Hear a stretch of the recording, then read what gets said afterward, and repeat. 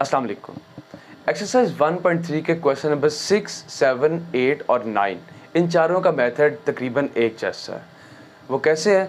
सबसे पहले हम क्वेश्चन नंबर 6 को देखते हैं। 2x² + 1 + 3/2x² + 1 = 4। अब देखिए यहाँ पे हमारे पास जो डिनोमिनेटर मौजूद है 2x² + 1, वैसे ही एक टर्म ऊपर भी मौजूद है 2x² + 1। अगर हम उसको उसी तरीके से सॉल्व करने की कोशिश करेंगे, सिंप्लीफाई करने की कोशिश करेंगे जैसे हमने पीछे फर्स्ट एक्सरसाइज में क्वाड्रेटिक क्वेश्चंस बनाने के लिए की थी, तो उसमें इशू ये आएगा कि जब ये टर्म इससे मल्टीप्लाई होगी तो पावर 2 से बड़ी टर्म्स आ जाएंगी, जबकि हम इस चैप्टर में क्वाड्रेटिक क्वेश्चंस को डील कर रहे हैं और उनको करने के हमारे पास डिफरेंट मेथड्स मौजूद हैं। इसको क्वाड्रेटिक इक्वेशन में हमने चेंज करना है और आसान सा काम है, इसलिए कि देखिए यहाँ पे भी 2x² + 1 आ रहा है और यहाँ पे भी। तो अगर हम यहाँ पे 2x² + 1 की जगह y पुट कर दें तो फिर क्या होगा? हम कहते हैं कि लेट y = 2x² + 1। अब इस इक्वेशन पूरी में जब 2x² + 1 की जगह y लगेगा तो ये क्या बनेगा? y + 3/y = 4। इस इक्वेशन में 2x² + 1 की जगह y लग गया। अब हमने इसको क्वाड्रेटिक इक्वेशन में तब्दील करना है, इसमें से डिनोमिनेटर को ख़त्म करना है। तो इसका तरीका ये है कि एक ही टर्म के नीचे जो y आ रहा है उस y के साथ पूरी इक्वेशन की तमाम टर्म्स को मल्टीप्लाई कर देते हैं। हम लिखते हैं multiplying both sides by y। यहाँ पे आएगा y × y plus y × 3/y = 4 × y। यहाँ पे y और y कट जाता है, यहाँ हमारे पास आएगा y² + 3 = 4y। ये 4y जब इक्वेशन की लेफ्ट साइड पे आएगा तो हमारे पास आएगा y² - 4y + 3 = 0। ये हमारे पास बन गई एक क्वाड्रेटिक इक्वेशन और अब हम इसको सॉल्व करेंगे with the help of factorisation. उसके लिए हम देखते हैं y² के साथ कोफिशिएंट 1 है और यहाँ +3। 1 × 3 हमारे पास आंसर आता है +3। हमने इसके मुख्तलिफ फैक्टर्स बनाने। हम देखते हैं कि 3 किस किस नंबर के टेबल में आता है। एक तो 1 के टेबल में आता है और एक 3 के टेबल में आता है। ये सिंपल दो फैक्टर्स 3 के बन गए हमारे पास। अब प्लस वाले नंबर के लिए एक मेथड ये अडॉप्ट होता है कि इनको दो इक्वल हिस्सों में डिवाइड करके जितने भी फैक्टर्स बनते हैं नीचे वाले सब के साथ माइनस लगा दिया जाता है। उसकी रीज़न ये है कि 1 × 3 भी +3 होता है और -1 × -3 भी +3 होता है। हमारे पास माइनस प्लस दोनों को ज़हन में रखते हुए तमाम के तमाम फैक्टर्स यहाँ पर आ चुके हैं। अब हम इनमें से कौन सा ऐसा पेयर ऐसा है जिसका सम इस मिडिल टर्म -4 के बराबर आता है, तो वो हमें नज़र आ रहा है कि ये -3 और -1 मिलके ऐड होकर -4 बनते हैं। तो हम यहाँ पे -4 की जगह वो दोनों लगाते हैं।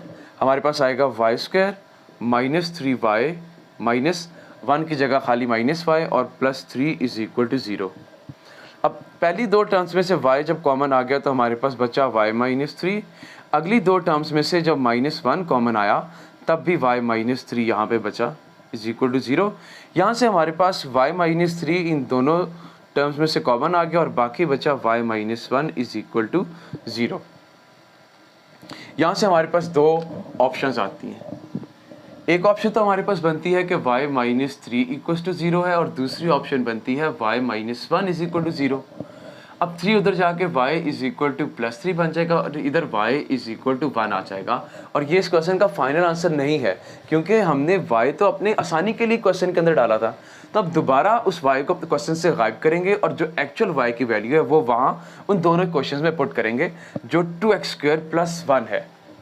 तो यहाँ पे y की जगह आएगा 2x² + 1 = 3 और इधर भी 2x² + 1 = 1।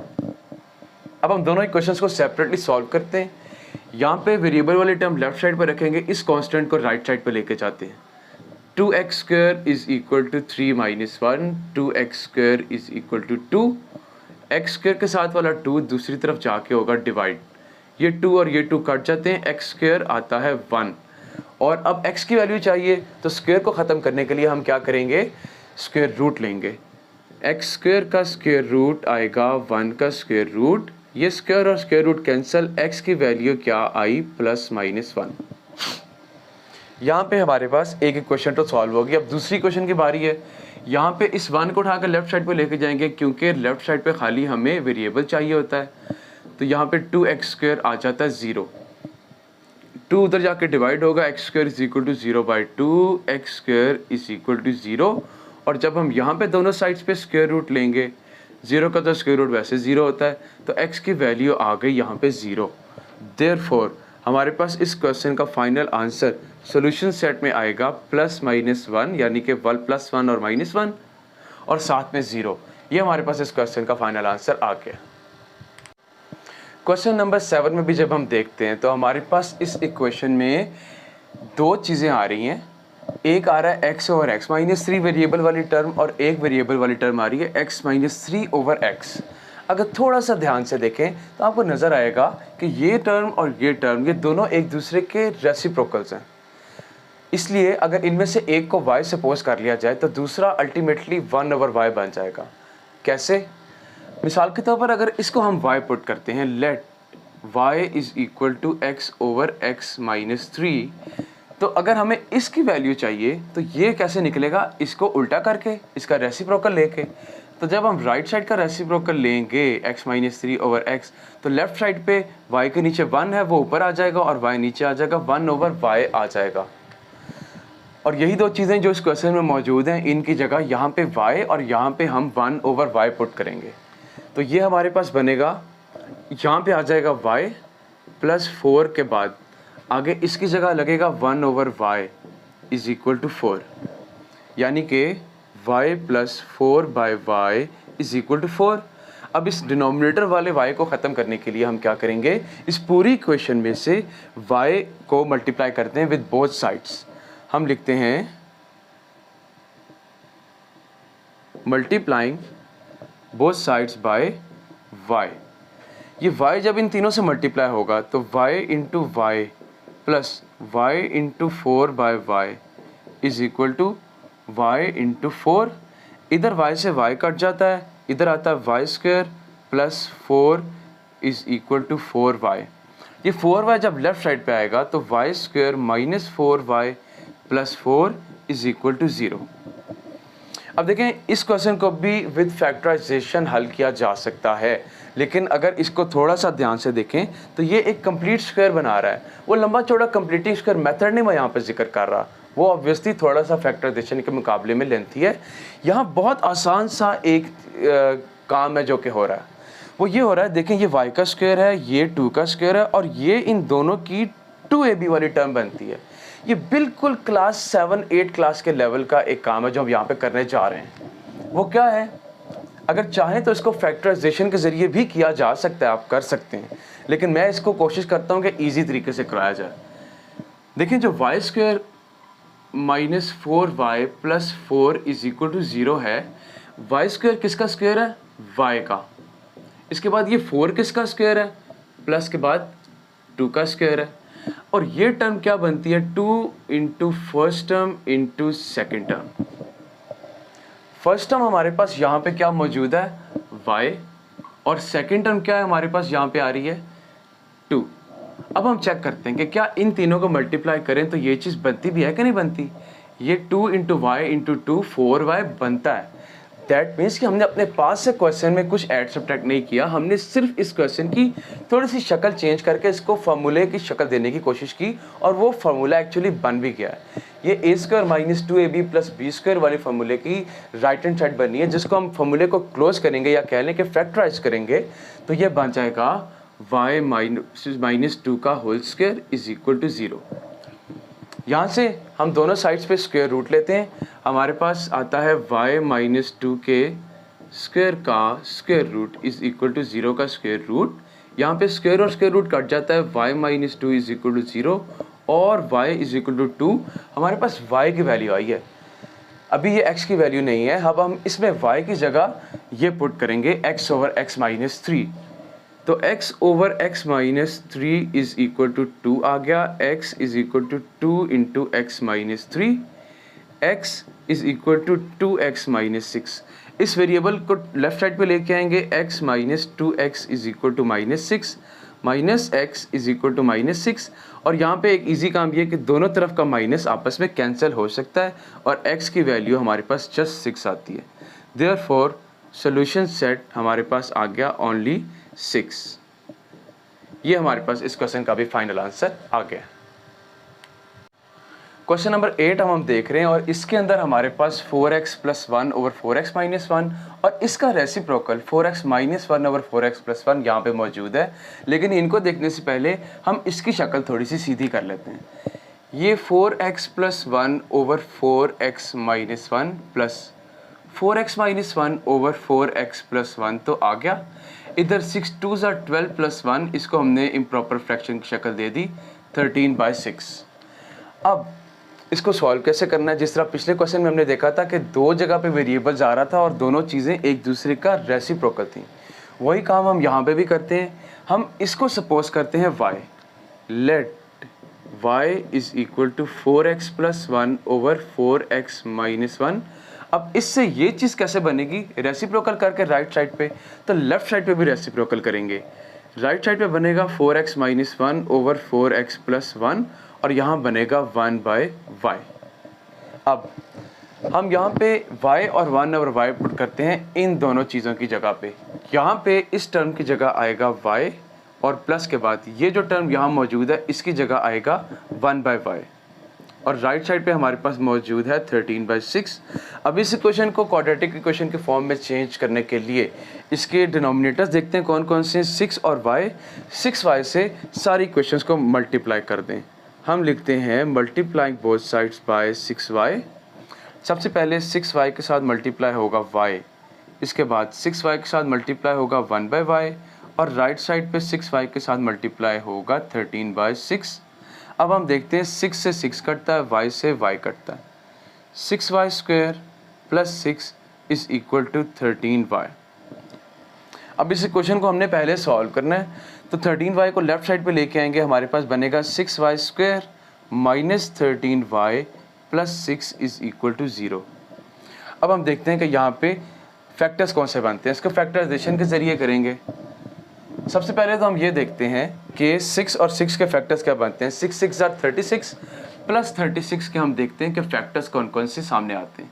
1 × 36, 2 × 18, 3 × 12, 4 × 9, 6 × 6। यहाँ पे एक छोटी सी चीज़ है जो ज़हन में रख लें।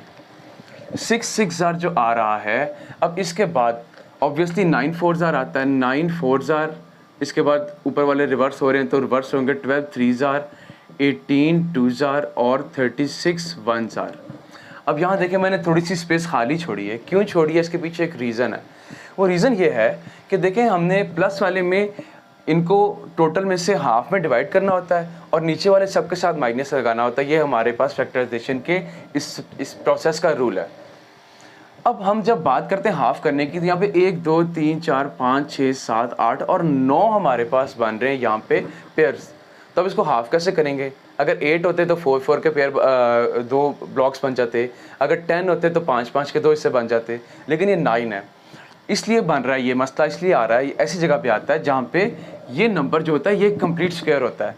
अब यहाँ पे 6 6 आ रहा है ना, तो एक और दफ़ा 6 × 6 लिख के यहाँ पे लाइन लगाएंगे और इसके बाद हम क्या करते हैं कि नीचे वाले सारों के साथ माइनस लगाते हैं। इसकी रीज़न भी सुन लें कि क्या है कि देखें 6 6 are 36 होता है, -6 × -6 भी 36 ही होता है। जल्दी में कहीं इस वाले टर्म को इग्नोर मत कर दीजिएगा। अब हम देखते हैं कि यहाँ पे इनमें से कौन सा एक ऐसा पेयर है जिसका आंसर सम करके -13 आता है, तो वो आंसर बनता है ये वाला। -9 -4 आता है -13, तो हम उसको यहाँ पे यूज़ करते हैं। हमारे पास आता है 6y² -13y की जगह -9y -4y और उसके बाद +6 इज इक्वल टू 0। पहले दो में से 3y कॉमन आता है, हमारे पास आएगा 2y - 3। अगले दो में से -2 कॉमन आ गया, 2y - 3 इज इक्वल टू 0। यहाँ से हमारे पास 2y - 3 × 3y - 2 is equal to 0। ये दो हमारे पास फैक्टर्स बन गए इसके। अब इन दोनों का देखते हैं कि 2y - 3 इक्वल है 0 के या 3y - 2 इक्वल है 0 के। यहाँ पे हम y की वैल्यू निकालते हैं 2y इज इक्वल टू 3 और y की वैल्यू आती है 3/2। इधर 3y इज इक्वल टू 2 और y की वैल्यू आ जाती है 2/3। अब हम y की वैल्यू दोबारा वही लगाते हैं जो हमने पुट की थी, y is equal to 4x plus 1 over 4x minus 1 is equal to 3/2 और यहाँ पे भी 4x plus 1 over 4x minus 1 is equal to 2/3। दोनों क्रॉस मल्टीप्लिकेशन हो गई। 2 into 4x plus 1 is equal to 3 into 4x minus 1। 2 दोनों से multiply होगा। 8x plus 2 is equal to 12x minus 3। 12x इधर चला जाएगा और 2 उधर, क्योंकि वेरिएबल्स को लेफ्ट साइड पर, कॉन्स्टेंट्स को हम राइट साइड पर रखते हैं। हमारे पास आता है 8x minus 12x is equal to minus 3 minus 2, minus 4x is equal to minus 5, x is equal to minus 5 over minus 4। दोनों माइनस कट गए, x की वैल्यू आ गई 5/4। अब उधर भी यही काम होगा, क्रॉस मल्टीप्लिकेशन होगी। 3 into 4x plus 1 is equal to 2 into 4x minus 1। 12x plus 3 is equal to 8x minus 2। 8x को हम लेफ्ट साइड पे ले आते हैं क्योंकि ये वेरिएबल है, और 3 को उधर ले जाते हैं क्योंकि ये कांस्टेंट है। 4x is equal to minus 5 और यहाँ पे x की वैल्यू आती है माइनस 5/4। देयरफॉर हमारे पास जो सोल्यूशन सेट आता है वो आता है माइनस 5/4 और प्लस 5/4। ये हमारे पास इसके दोनों आंसर्स आ गए हैं। पिछले क्वेश्चन की तरह बिल्कुल क्वेश्चन नंबर 9 में भी वही काम होगा। यहाँ पे x माइनस a और x प्लस a है और यहाँ पे उस टर्म का रेसिप्रोकल मौजूद है। हम इस टर्म को सपोज करते हैं y। Let y is equal to x minus a over x plus a। तो 1 ओवर y क्या बनेगा, x plus a over x minus a। अब इन दोनों चीज़ों को यहाँ पुट करते हैं, ये बन जाएगा y और ये बन जाएगा 1 over y। y minus 1 over y is equal to 7/12। अब हमने चूंकि डिनोमिनेटर्स को करना ख़त्म, हमारे पास डिनोमिनेटर्स में एक आ रहा है 12 और एक आ रहा है y, तो हम पूरी क्वेश्चन की तमाम टर्म्स को 12y से मल्टीप्लाई कर देते हैं। हम लिखते हैं multiplying both sides by 12y। अब यहाँ पे इसके साथ जब 12y मल्टीप्लाई होगा 12y इंटू वाई, माइनस के बाद 12y into 1/y is equal to 12y into 7/12। यहाँ पे y और y काट के, यहाँ पे 12 और 12 कट के, यहाँ पे आएगा 12y square minus 12 is equal to 7y। 7y को लेफ्ट साइड पे लेके आते हैं, 12y square minus 7y minus 12 is equal to आ गया 0। अब यहाँ पे हम देखते हैं कि हमारे पास फैक्टराइजेशन कैसे होती है। अब यहाँ पे आपको पता लगेगा कि कहीं पे एक ऐसा भी होता है कि फैक्टराइजेशन हो रही होती है लेकिन आप उसको अवॉइड भी बात करने की कोशिश करते हैं। क्यों? देखिए 12 और आता है 144, उसके फैक्टर्स काफ़ी ज़्यादा बनेंगे, करेंगे हम फैक्टराइजेशन के ज़रिए ही इसको। लेकिन अगर आपको लगे कि यहाँ फैक्टराइजेशन आपका टाइम ज़्यादा कंज्यूम कर रही है, आप इसमें क्वाड्रेटिक फार्मूला लगा सकते हैं। 12 इंटू माइनस 12 आता है माइनस 144 और इसके हम बनाते हैं फैक्टर्स। 1 इंटू 144, 2 इंटू 7 और 2 आ गया। 3 के टेबल में भी आता है 3 4 12, 3 8 24। 4 के टेबल में भी ये आता है 4 3 12, 4 6। इसके बाद आता है 5 6 के टेबल में भी इसको जाना चाहिए, 6 2 12, 6 4 24। 8 के टेबल में भी इसको जाना चाहिए, 8 1 8, 8 8 64। और 9 के टेबल में भी इसको जाना चाहिए, 9 1 9, 9 6 54। 10 के टेबल में नहीं जाता, 11 पे नहीं जाता, 12 के टेबल में जाता है 12 144।